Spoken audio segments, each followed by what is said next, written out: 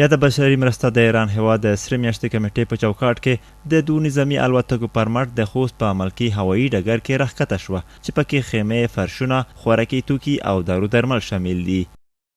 و همچنین 1000 بسته معیشتی به منطقه ارسال میشه. اونچه که ما اینجا انشالله در ادامه خواهیم داشت اینه که بتونیم اردوگاه‌های اسکان اضطراری رو برقرار کنیم.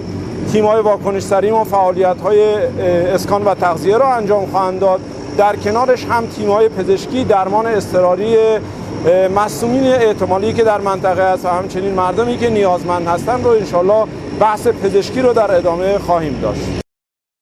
په ورته وخت کې پیښو ته د رسیدګۍ په چارو کې د دولت وزارت د نړیوالو اړیکو مسؤلین په نورو هیوادونو غږ کوي چې له زلزله او طوفان ځپلو سره همکاري وکړي.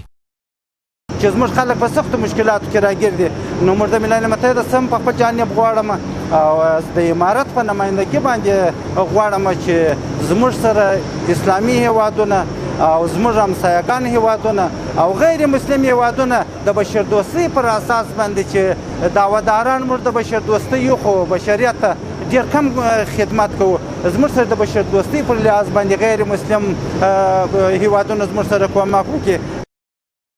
د بېلابېلو هیوادونو له لوري ورته بشري مرستې داسې مهال کیږي چې د تېر چهارشنبې په سهار یوې زورورې زلزلې په پکتیکا او خوست کې سلګونه کسانو ته د مرګ ژوبلې اړونه ترڅنګ په زرګونه کورونه ویجاړ کړل.